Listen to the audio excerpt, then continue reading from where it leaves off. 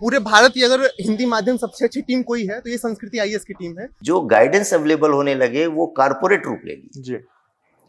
तो प्रयागराज उस दौर से गुजरा जहां पर पहले व्यावसायिकता हावी नहीं थी, तो बच्चों को शिक्षा का लाभ मिलता था और अपने उद्देश्य में सफल होते थे। धीरे धीरे व्यावसायिकता बढ़ गई और उस वजह से क्या हुआ कि एक दायित्व केवल रह गया कि हमें पढ़वा देना है, किससे पढ़ाना है, सिलेबस पूरा हो या ना हो, इससे कोई किसी को मतलब नहीं रहा। तो कहीं ना कहीं भटकाव बहुत हो गया कि मैं आज ही अभी जाके एडमिशन लूंगी। अच्छा। क्योंकि मुझे ये लगा कि कैसे पढ़ना चाहिए, क्या अप्रोच है, कैसे, आज तक कुछ भी पता नहीं था सिलेबस कैसे है कैसे नहीं। हमारे द्वारा पढ़ाए हुए बच्चे जो हम लोग पहले किसी संस्थान में थे, दृष्टि संस्थान में, जो दृष्टि संस्थान आज रिजल्ट दिखा रहा है वो वास्तव में इन्हीं शिक्षकों के माध्यम से पढ़ाए हुए बच्चे हैं। वहां पर फाउंडेशन 1 से लेकर फाउंडेशन 35 तक हम लोगों ने पढ़ाया है। जो भी बच्चों का वो रिजल्ट दिखा रहे हैं वो एक बार पूछ लें कि किस फाउंडेशन के हैं, क्लियर हो जाएगी चीजें। तो वो सारे मतलब यहीं के शिक्षकों द्वारा पढ़ाए गए बच्चों का रिजल्ट दिखा रहे हैं।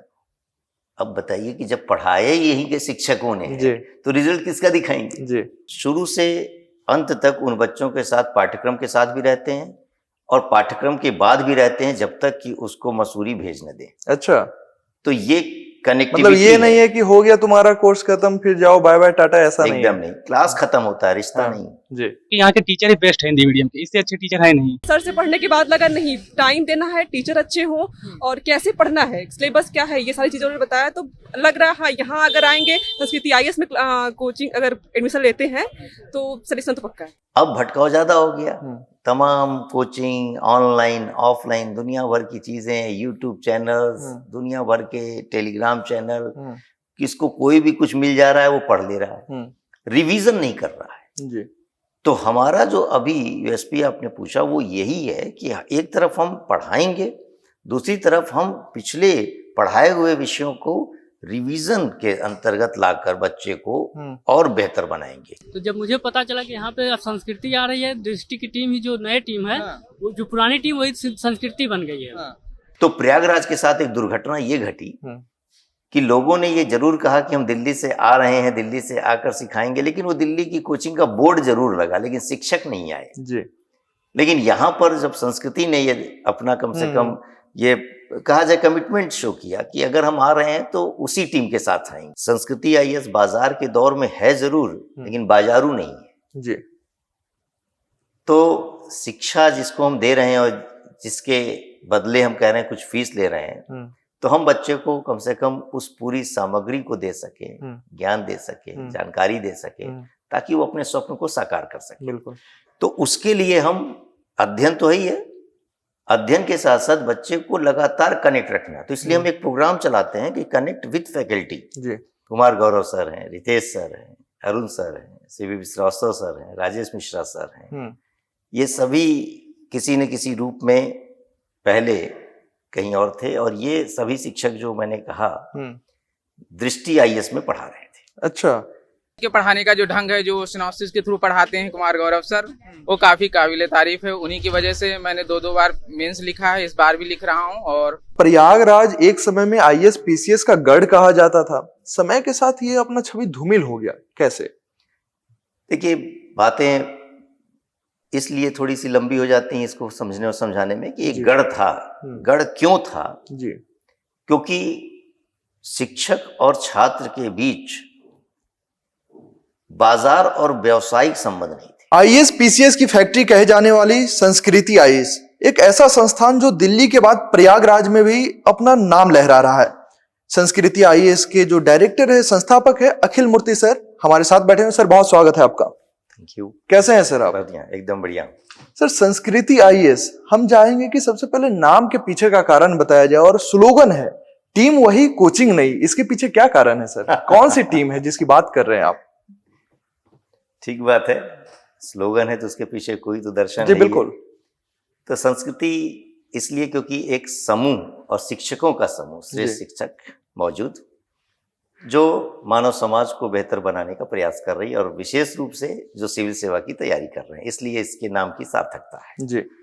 रही बात दूसरी चीज की टीम वही, तो ये बात इसलिए कही जा रही है कि ये संस्कृति में जो हम सब शिक्षक हैं जी, वह चाहे कुमार गौरव सर हैं, रितेश सर हैं, अरुण सर हैं, सीवी श्रीवास्तव सर हैं, राजेश मिश्रा सर हैं, ये सभी किसी न किसी रूप में पहले कहीं और थे, और ये सभी शिक्षक जो मैंने कहा दृष्टि आईएएस में पढ़ा रहे थे। अच्छा।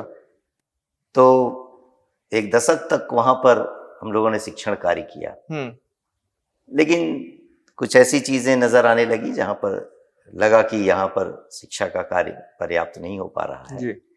तो फिर सबने एक मिलकर एक संस्कृति का निर्माण किया जी। और वह संस्कृति सिविल सेवा के क्षेत्र में लोगों की अपनी इच्छाओं को पूरा कर सके, इसके लिए जी। इसलिए टीम वही कहा गया। मैंने बहुत सारे आपके इंटरव्यू देखे हैं सर, उसमें तमाम लोग पूछते रहते हैं कि अखिल मूर्ति सर दृष्टि आईएएस को तोड़ने का काम क्यों किए हैं? किसी को तोड़ने से कोई टूटता नहीं जी। खुद की कमजोरी होती है। दूसरी बात कि दृष्टि में मैं ही अकेले नहीं था, सभी शिक्षक थे। बिल्कुल। और वे सभी शिक्षक अपने अपने विषय के श्रेष्ठतम लोग थे जी। जो उस कार्य को पूरा कर रहे थे, अध्यापन को जी। अगर तोड़ने की बात होती, अगर ये मेरी महत्वाकांक्षा होती, अगर किसी स्तर पर ऐसा लगता कि मैं अपने स्वार्थ के लिए ऐसा कर रहा हूं, तो एक व्यक्ति मेरे साथ आ सकता था। और ये सभी शिक्षक 20 साल 22 साल के अनुभव के साथ हैं जी। अनुभव बहुत है, तो ये किसी भावावेश में भी नहीं है ऐसा करते जी।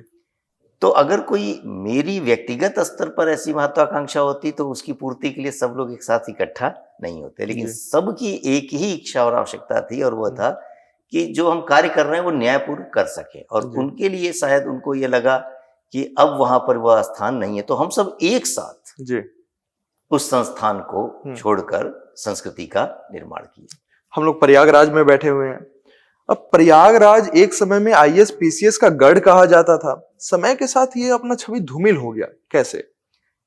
देखिए, बातें इसलिए थोड़ी सी लंबी हो जाती हैं इसको समझने और समझाने में कि एक गढ़ था। गढ़ क्यों था? जी। क्योंकि शिक्षक और छात्र के बीच बाजार और व्यावसायिक संबंध नहीं थे। जी।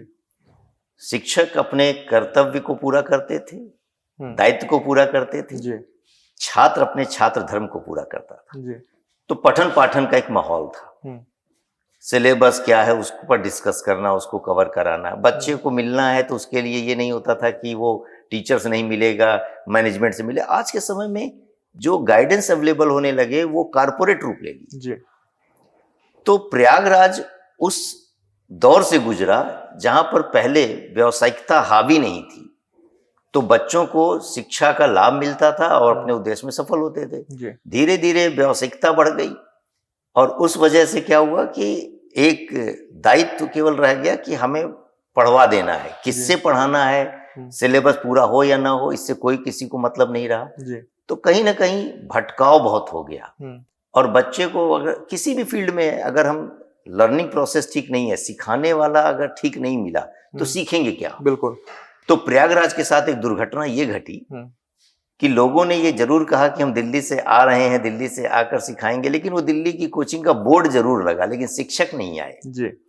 लेकिन यहाँ पर जब संस्कृति ने ये अपना कम से कम ये कहा जाए कमिटमेंट शो किया कि अगर हम आ रहे हैं तो उसी टीम के साथ आएंगे। अच्छा, यहाँ पे दिल्ली की ही टीम आएगी? जी जी जी। अच्छा। और उद्देश्य वही है, जब पढ़ाना है तो फिर उसी टीम से पढ़वाना है। जी बिल्कुल। तो हम सब ने अपने समय को कैसे मैनेज करना है इस पर डिस्कस किया। ये सामूहिक निर्णय है, हमारा व्यक्तिगत निर्णय नहीं है। जी। और पता नहीं क्यों ये गलतफहमी हो गई लोगों को कि कोई कोचिंग के क्षेत्र में कोई एक व्यक्ति बहुत कुछ कर सकता है, नहीं। तो हम सब यहाँ पर अपने इस आधार पर आने का समय निकाल पाए कि जो वहां पर क्लासेस चलती उसके बाद कहीं ना कहीं समय मिलता था, फैमिली टाइम दिया जाता था, उन सारी चीजों को लगा कि सब अगर अपने उस टाइम को थोड़ा कट करें, एक संतुलन बनाए, तो हम प्रयागराज के उस गौरव को भी वापस ले आ पाएंगे जिसके लिए वह जाना जाता था। जी सर, हमारा एक प्रश्न ये है, बाजारीकरण का दौर चल रहा है, संस्कृति आईएएस इसमें कहाँ दिख रही है, आगे या पीछे? क्योंकि बहुत सारा हवा बना हुआ है कि आईएएस पीसीएस का तैयारी करना है तो भाई बहुत सारे पैसे लगेंगे, तो इसके लिए आप क्या कुछ कर रहे हैं सर? देखिए, ये बात आपने जो कही कि बाजार के इस दौर में संस्कृति आईएएस कैसे, तो मैं बताऊं कि संस्कृति आईएएस बाजार के दौर में है जरूर, लेकिन बाजारू नहीं है जी। तो शिक्षा जिसको हम दे रहे हैं और जिसके बदले हम कह रहे हैं कुछ फीस ले रहे हैं, तो हम बच्चे को कम से कम उस पूरी सामग्री को दे सके, ज्ञान दे सके, जानकारी दे सके, ताकि वो अपने स्वप्न को साकार कर सके। बिल्कुल। तो उसके लिए हम अध्ययन तो है ही है, अध्ययन के साथ साथ बच्चे को लगातार कनेक्ट रखना। तो इसलिए हम एक प्रोग्राम चलाते हैं कि कनेक्ट विद फैकल्टी, कि बच्चा पढ़ ले रहा है, पढ़ चुका है, उसका क्लास हो गया, फिर भी अब वो पढ़ने के बाद भी तो बहुत सारी चीजें उसको जानने की होती हैं। बिल्कुल। तो वो कहाँ भटके, ये थोड़ी ना कि उसका आई कार्ड अब सेशन खत्म हो गया इसलिए उसका संबंध खत्म हो गया। तो हमने उसको एक कनेक्ट विद फैकल्टी का फॉर्म दिया। अच्छा। वो फैकल्टी के साथ उस नंबर के साथ कनेक्ट रहेगा, पर्टिकुलर उसको मैसेज देंगे कि अब यहाँ पर हम लोग मिल रहे हैं, हम एक मेंटरशिप प्रोग्राम शुरू कर रहे हैं। अच्छा। क्लास रिवीजन टेस्ट शेड्यूल हम बढ़ा चुके हैं। तो इस माध्यम से बच्चों को उनके सिलेबस का पूरा कवर करना, और सिलेबस कवर करने के बाद उनकी क्लासेस जब समाप्त हो जाएं, उसके साथ भी अपने को जोड़कर उनके स्वप्न को साकार करना। सिलेबस पूरा करने की बात अगर आपने कही है, तो बहुत सारे बच्चों का शिकायत ये रहता है कि कोचिंग वाले पैसे तो पूरा ले लेते हैं लेकिन सिलेबस कंप्लीट नहीं करवा पाते हैं। ये संस्कृति के साथ छोड़कर है, क्योंकि संस्कृति दिल्ली में भी अपने बैचेस को खत्म किया, और हम बैच को इस टाइप का आपको बताएं कि बड़ी ऐसी विडंबना है, दुर्भाग्य है कि कोचिंग की बात कर रहे हैं तो कोचिंग तो संस्कृति भी है। तो इसलिए कोचिंग की जो बुराइयां हैं, कुछ कमियां हैं, वो कहीं ना कहीं सब पर लागू कर दी जाती है, जबकि ऐसा नहीं है। हम अगर संस्कृति के साथ चल रहे हैं, उस क्लास में चल रहे हैं, तो यहाँ पर कभी ये नहीं होता कि बैच खत्म ना हो। बैच खत्म क्यों नहीं होता, मैं आपको बताता हूँ कि जैसे किसी ने शुरू किया, कोई एक विषय पढ़ाना शुरू किया है, हिस्ट्री पढ़ा रहे हैं, साइंस पढ़ा रहे हैं, ज्योग्राफी पढ़ा रहे हैं, मान लीजिए, हम तो एक एक करके चीजों को लेकर चल रहे हैं। लेकिन कई सारे ऐसे भी चीजें होती हैं सिलेबस ना पूरा होने का, कि फिर कुछ बच्चों के लिए अनाउंस कर दिया, जैसे इतिहास पढ़ाया जा चुका, फिर इतिहास से ही नया बैच प्रारंभ। अब जो बच्चा पढ़ चुका है इतिहास, वही दोबारा फिर पढ़ रहा है। 4 बार उसी में बैच अनाउंस कर दिया आपने, और वो बच्चा जो है उसी चीज को 4 बार क्यों पढ़ेगा? वो कोचिंग से ही टाटा बाय बाय कर लेता है कि राम राम भाई, मेरा काम हो गया। अच्छा। इसलिए सिलेबस पूरा नहीं होता। लेकिन संस्कृति ने दिल्ली में अपने बैचेस को, जो उनके बैचेस थे, टाइमली उन चीजों को कोर्स कवर कराना खत्म किया। और प्रयागराज में भी हम लगातार जो क्लास ले रहे हैं, आप बच्चों से आप बोलिए, आप हमसे जितना पूछ रहे हैं, सबसे बेहतर होगा कि आप उन बच्चों से वार्तालाप कीजिए और उनसे फीडबैक लीजिए कि आपकी क्लासेस कैसी चल रही हैं, कैसा है, कोर्स खत्म हो रहा है कि नहीं हो रहा है। जी। यूपीएससी के रिजल्ट आए हैं 2-3 महीने पहले, और संस्कृति आईएएस से कितने बच्चे निकले? देखिए, मैंने कहा कि संस्कृति आईएएस का निर्माण अभी कोई 10 को पुराना है नहीं जी। कोविड के दौर के अंतर्गत लास्ट 17 डेज क्लास चली, उस समय क्लासेस शुरू हुई थी, और तत्पश्चात कोविड आ गया। कोविड के बाद हम 1 साल के लेवल पर अध्यापन किए, तो वो बच्चे भी सेलेक्ट हुए, और सबसे बढ़कर हमारे द्वारा पढ़ाए हुए बच्चे, जो हम लोग पहले किसी संस्थान में थे, दृष्टि संस्थान में, जो दृष्टि संस्थान आज रिजल्ट दिखा रहा है, वो वास्तव में इन्हीं शिक्षकों के माध्यम से पढ़ाए हुए बच्चे हैं। वहां पर फाउंडेशन 1 से लेकर फाउंडेशन 35 तक हम लोगों ने पढ़ाया है। जो भी बच्चों का वो रिजल्ट दिखा रहे हैं, वो एक बार पूछ लें कि किस फाउंडेशन के हैं, क्लियर हो जाएगी चीजें। तो वो सारे बच्चे, मतलब यहीं के शिक्षकों द्वारा पढ़ाए गए बच्चों का रिजल्ट दिखा रहे हैं। अब बताइए कि जब पढ़ाए यहीं के शिक्षकों ने तो रिजल्ट किसका दिखाएंगे? तो इसलिए जो भी रिजल्ट हिंदी माध्यम का दिख रहा है, वो इन्हीं शिक्षकों के माध्यम से पढ़ाया हुआ। लेकिन एक बात मैं और करेक्ट कर दूंगा, इसका मतलब ये नहीं है कि बच्चे की अपनी कोई भूमिका नहीं है, उसकी मेहनत नहीं है, नहीं, उसकी मेहनत है, उसकी लगन है। उसकी मेहनत और उसकी लगन को आप इग्नोर नहीं कर सकते। शिक्षक का दायित्व है कि उसको गाइड कर दिया, और शिक्षक के उस गाइडेंस को उसने लिया और प्रॉपर वे में आगे बढ़ा और सफल हो रहा है, तो मेहनत उसकी है। बिल्कुल। सफलता क्या पूरा श्रेय उसको देना चाहिए। हाँ, मार्गदर्शन के लेवल पर अगर कहा जाए तो निर्विवाद रूप से हम कह सकते हैं कि संस्कृति आईएएस के यही शिक्षकों ने जो है उनको गाइडेंस दिया था। तो संस्कृति आईएएस दिल्ली के बाद प्रयागराज आई, पटना की ओर कब रुख कर रही? क्योंकि पटना में बहुत सारे स्टूडेंट हैं और कोचिंग का भी हब माना जाता है, तो उस दौरान संस्कृति आईएएस कब पहुंचेगी पटना? देखिए, मैंने पहले ही स्पष्ट किया कि संस्कृति आईएएस बाजारवाद को बढ़ावा नहीं देगी। जी। जैसे मैंने प्रयागराज में ऐसा नहीं कि तुरंत आने का निर्णय कर लिया। हम 1 साल से यहाँ लाइव क्लास के साथ थे। बच्चों की डिमांड थी, शिक्षकों का, फिर बैठकर ये निर्णय हुआ कि हम समय दे सकते हैं, तो प्रयागराज में हम आए।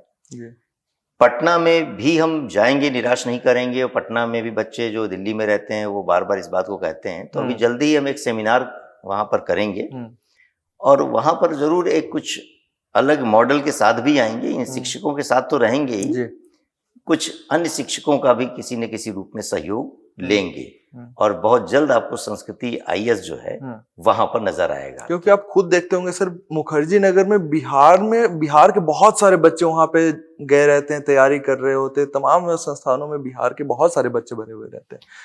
एकदम ठीक बात है, और हम देखते भी हैं और इस बात के कष्ट को महसूस भी करते हैं जी कि आर्थिक दबाव भी होता है जी, सामाजिक दबाव भी होता है जी। दिल्ली के अंतर्गत बच्चा आ रहा है, कई बार वो एडजस्ट नहीं कर पाता जी स्वास्थ्य की समस्याएं कुछ होती हैं। जी। तो इतना मैं जरूर ये कहूँगा कि पटना के अंतर्गत मगध की संस्कृति को फिर एक बार हम पुनर्जीवित करेंगे जी सिविल सेवा के क्षेत्र में। संस्कृति आईएएस का यूएसपी क्या है सर? देखिए, मूल चीज है कि संस्कृति आईएएस अपने शिक्षकों के साथ विद्यार्थियों को बेहतर मार्गदर्शन देने के लिए जानी जाती है जी। तो हम शुरू से अंत तक उन बच्चों के साथ पाठ्यक्रम के साथ भी रहते हैं और पाठ्यक्रम के बाद भी रहते हैं जब तक कि उसको मसूरी भेज न दें। अच्छा, तो ये कनेक्टिविटी मतलब ये नहीं है कि हो गया तुम्हारा कोर्स खत्म फिर जाओ बाय बाय टाटा, ऐसा नहीं है। एकदम नहीं, क्लास खत्म होता है, रिश्ता नहीं जी। तो संस्कृति नाम ही है उस रिश्ते को बनाए रखना जी। जब तक कि वो सफल ना हो जाए। अच्छा, यूपीएससी में हिंदी मीडियम का और बेहतर रिजल्ट हो, इसके लिए आप लोग क्या कुछ कर रहे हैं सर? मैं आपको स्पष्ट करूं कि हिंदी माध्यम का रिजल्ट बेहतर हो, ये पहले आखिर हिंदी माध्यम का रिजल्ट होता था तो क्या पहले संसाधन ज्यादा थे या लोगों के पास सुविधाएं ज्यादा थी? पहले लोगों के पास भटकाव कम था, अब भटकाव ज्यादा हो गया। तमाम कोचिंग, ऑनलाइन ऑफलाइन, दुनिया भर की चीजें, यूट्यूब चैनल्स, दुनिया भर के टेलीग्राम चैनल, किसको कोई भी कुछ मिल जा रहा है वो पढ़ ले रहा है, रिवीजन नहीं कर रहा है जी। तो हमारा जो अभी यूएसपी आपने पूछा वो यही है कि एक तरफ हम पढ़ाएंगे, दूसरी तरफ हम पिछले पढ़ाए हुए विषयों को रिवीजन के अंतर्गत लाकर बच्चे को और बेहतर बनाएंगे। तो फॉरवर्ड एंड बैकवर्ड लिंकेज जो एक किसी भी प्रोजेक्ट का बहुत अहम हिस्सा होता है, हम पढ़ाई में लागू करेंगे। तो ये चीज करते हम हिंदी माध्यम के रिजल्ट को बेहतर बनाएंगे। क्या बच्चों को ऑनलाइन पढ़ना छोड़ देना चाहिए सर? नहीं, देखिए किसी भी चीज का अति खराब है, जरूरत कितनी कैसे है? पढ़ना चाहिए? ऑनलाइन अगर कोई बच्चे पढ़ रहे हैं, ठीक है, मजबूरी है, नहीं आ सकते हैं, तो कैसे पढ़ना चाहिए उन्हें? तो सीधी सी बात है कि उनके पास पहला विकल्प और दूसरा और अंतिम सब विकल्प ऑनलाइन है जी। तो ऑनलाइन के लेवल पर भी उन्हें एक चीज जरूर समझनी चाहिए और वो ये कि वे समय भी दे रहे हैं, कुछ न कुछ फीस भी दे रहे हैं, बिल्कुल, लेकिन अगर उन्हें वह चीज नहीं मिले जो आवश्यकता है एग्जाम की, यूपीएससी की, बीपीएससी की, तो ऑनलाइन खाली करने के नाम पर सस्ते के चक्कर में अपना समय जीवन क्यों खराब करेंगे? तो पहली चीज तो यह है कि ऑनलाइन का मतलब ये नहीं हो गया कि गुणवत्ता से समझौता करना है। दूसरी चीज कि अगर ऑनलाइन पढ़ रहे हैं हम और हमारे पास विकल्प नहीं है, बहुत सारे बच्चे हैं दूर दराज के एरिया में हैं, उनको लगता है कि चलो टेक्नोलॉजी आज हमारे पास है तो क्यों नहीं हम दिल्ली के शिक्षक को ही पढ़ दें ऑनलाइन लेवल पर, तो अच्छी बात है, लेकिन वह स्व अनुशासित हो। क्योंकि आप 1 महीने 2 महीने के लेवल पर तो अनुशासित हो सकते हैं, बिल्कुल, लेकिन जब कोर्स का ड्यूरेशन आपका, क्लास का ड्यूरेशन आपका, सिलेबस का इतनी लंबाई हो कि वो 12 महीने 13 महीने 14 महीने की डिमांड कर रही है, तो आपको पहली जरूरत है कि ऑनलाइन के लेवल पर आप स्वानुशासित, और इसके लिए आपको कमिट करना पड़ेगा कि आप उसी समय क्लास करेंगे जिस समय आपने चूज किया है जी। एक टाइम बनाइए, जैसे आप क्लास में जाते हैं फिजिकली, वैसे ही आपको जो है ऑनलाइन क्लास करना है जी। और ऑनलाइन का मतलब कहीं ये नहीं होता कि आपको बस यूं ही पढ़ लेना है जी। ऑनलाइन की सबसे बड़ी कमजोरी और कमी आखिर वन वे कम्युनिकेशन की है। तो आपको उसको दूर करने के लिए क्या करना होता है कि आपका सिस्टम इतना बेहतर हो कि आप आंसर लिखें वो चेक हो पा रहा हो, आपकी कोई क्वेरीज हो तो आप शिक्षक से बात कर पाइए, उस तक वो मैसेज चला जाए। ये थोड़ी ना है कि कस्टमर केयर का मामला है कि बैंक में सर्विस कोई दे रहा है, उसका सोल्यूशन कोई और दे रहा है, बात किसी और से हो रही है, आप दोबारा बात करेंगे तो कोई और एग्जीक्यूटिव फोन उठा रहा है। सभी बच्चों की इंडिविजुअल समस्याएं होती हैं। एकदम। तो ये ऑनलाइन में भी लागू करने की जरूरत है। तो ऑनलाइन करे, लेकिन उसको ये सोच कर ना करे कि काम चलाना है, बिल्कुल, क्योंकि अंत में उसको प्रतियोगिता में शामिल होना है। तो प्रतियोगिता में जो बेहतर होगा वो सफल होगा। चलिए, अपना कीमती समय देने के लिए और इन तमाम विषयों को क्लियर करने के लिए बहुत बहुत धन्यवाद सर आपका। धन्यवाद। धन्यवाद।